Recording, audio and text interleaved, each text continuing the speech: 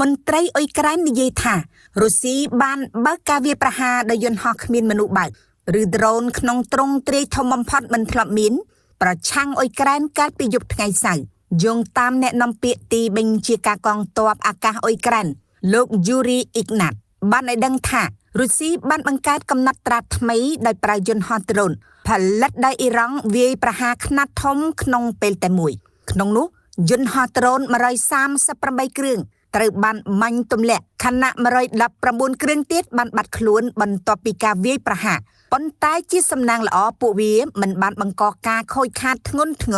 រឬមនុស្សស្លាប់ឡើយទោះបីជាយ៉ាងណាសេវាសង្គ្រោះបន្ទាន់បានរាយការណ៍ថាការវាយប្រហារដោយយន្តហោះដ្រូនរុស្ស៊ីបានបណ្ដាលឲ្យមានការបំផ្លិចបំផ្លាញនិងអគ្គិភ័យឆាបឆេះនៅក្នុងតំបន់ជាច្រើនស្ទើរពេញមួយយប់ការវាយប្រហារនេះកើតឡើងនៅមុនខួប3ឆ្នាំនៃសង្គ្រាមរុស្ស៊ីអ៊ុយក្រែន